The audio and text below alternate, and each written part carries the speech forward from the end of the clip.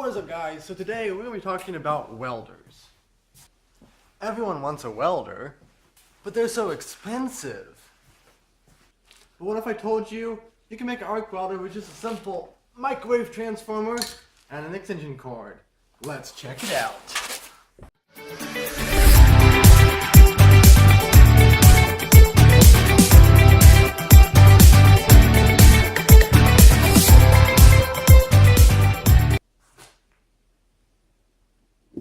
Alright guys, so about, I want to say 3 to 4 years ago, I learned to weld with my dad's stick welder, but that was about it. Welding rods are fairly expensive, it was too thick, it was too much power to really weld like conduit, which is what I was working with at the time, like to build go-kart frames, stuff like that. And I was pouring all over the internet trying to figure out how to make my own welder. I came across Grant Thompson, or the King of Random, who built a stick welder out of microwave oven transformers. Basically, just like this one right here. He made one of them. It kind of worked for really thin stuff, but it wouldn't work for thick stuff, so he put 2 of them together. And I searched all over the internet, searched everywhere, trying to find a microwave transformer. I finally found this one in here at a junkyard. The guy gave me the microwave for free, and I told him what I was doing with it, on the agreement that I'd come back and show him what I built with it. So I came back with this thing. Basically, what I did to it here, I took the microwave transformer, which looks like this. Right here is like 1,000 turns of super fine wire, and then I rewired that with this wire, or 12 gauge extension cord wire, which came out of an extension cord. So basically, I rewired it to, I think it was like 40 to 50 turns of that, and this resulted in about, I think it was close to 25 to 30 volts coming out of here. Not certain. This was like 3 years ago I built this thing. I put an electrode holder on it, as well as a ground clamp on it. Then after many trials and errors, I finally had to use 1/16 inch electrodes before it actually worked. So these things are rated 20 to 45 amps. Now I knew this thing was putting out in that range, and it did actually work. So basically today, I'm just kind of reliving old memories. You see I have computer fans on top of this thing, a really clunky power switch that doesn't want to go off. There we go. And I used a microwave power cord. I had a 12-volt wall wart in there powering the computer fans, everything, electrical tape, no wire nuts or anything. Not the safest thing in the world, but I mean, it's only 110 volts, right? Anyway, so basically I'm just going to plug this thing in, and I have some scrap steel over here. And now that I've improved a lot, because right now we have a 110 volt Harbor Freight wire welder right over here, which is what I'm currently using, 125 amps, which is what I use for thin stuff. Then we also have a 220 volt, it's like one of those Lincoln buzz boxes, but it's not like that. It's one of these style welders up here. It's basically like the Lincoln electric welder, just a different brand. Super old welder, welds super thick stuff. I think it cranks up to 250, 230 amps, something like that. So it's powerful. This thing only putting out, I measured like around 100 amps coming out of this thing when it was shorted out.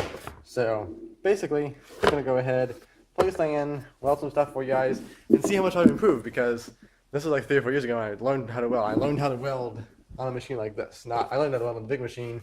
I built this machine and taught myself how to weld with this. So it'd be kind of cool to go back and see how hard it is to weld with this machine, because if I remember, it was insanely hard to strike get the arc struck, because there was just so little volts there compared to big machines. But other than that, let's go ahead and plug the thing in, put our welding gloves on, welding helmet on, and weld that steel over there. So let's do it.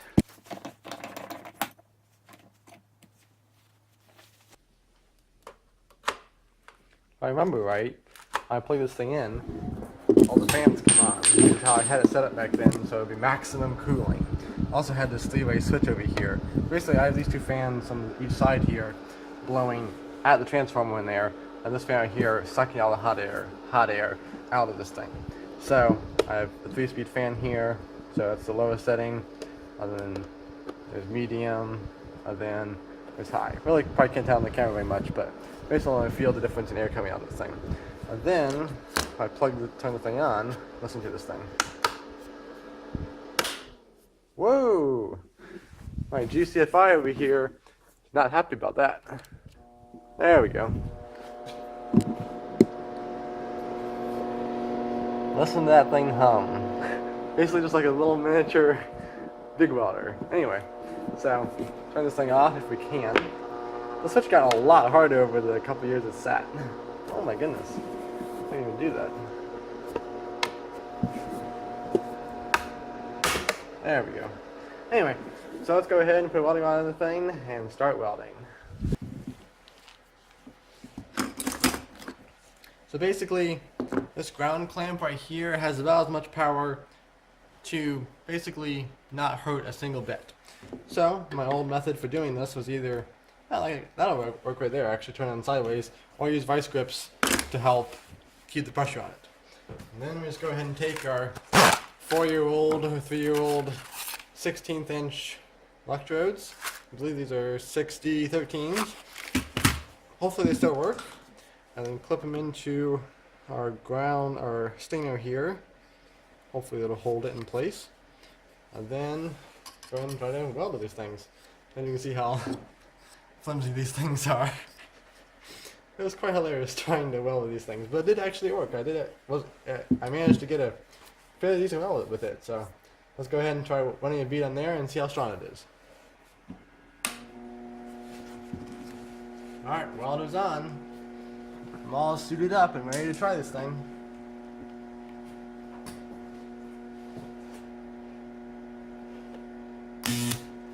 Wow.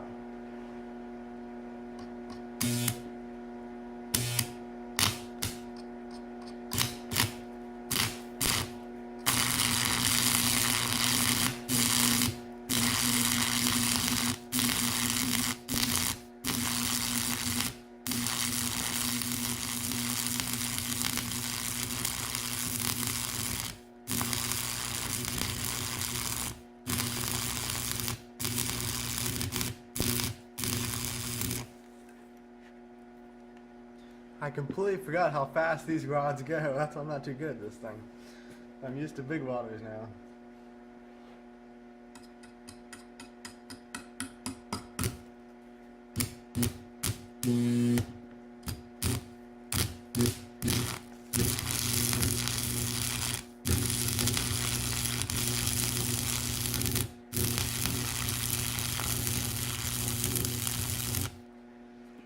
Not bad. I'm pretty impressed with this thing, actually. I'll get back to using this thing. Alright guys, so I've set up at a little bit different angle so you can see all the windings on this transformer shake so much because they're not super tightly wound. So it's just kind of funny to watch them shake while I'm welding over here. So I'm going to flip this piece around and weld the other side, and then we'll see how strong it is. So hope you enjoy that view.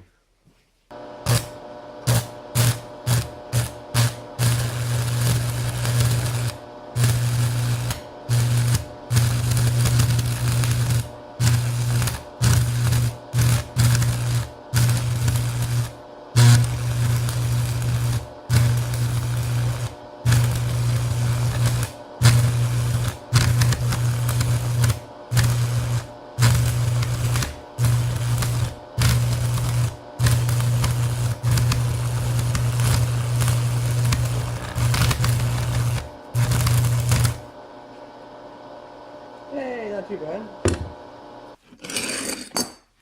Alrighty, so now I got the biggest crescent wrench I've got here. Go ahead and place this right in here on one side. Got welded on both sides, and then also have it in the vise. So let's go ahead and try to break it off. Ah.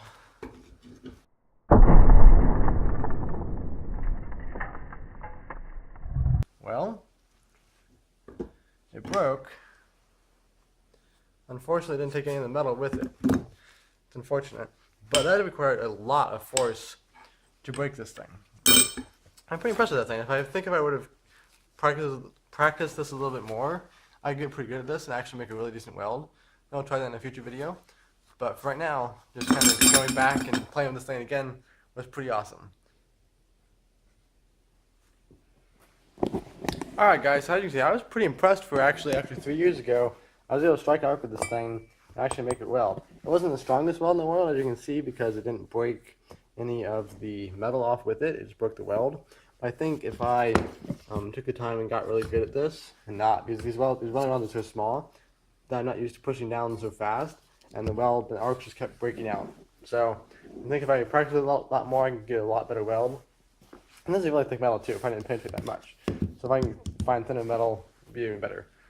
But anyway, so if you want more information on how I built this thing, you shoot me a DM on Instagram, or I can make another video about it or something, or on YouTube.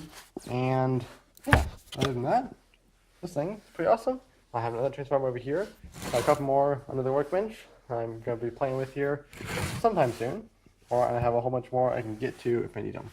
Other than that, thanks for watching Exciting Technology. Be sure to subscribe and like this video, and I will see ya next time.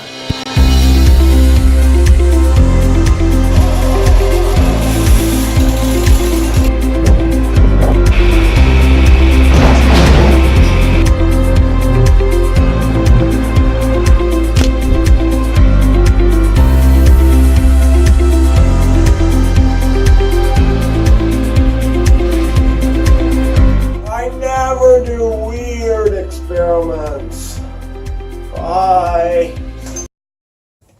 Subscribe.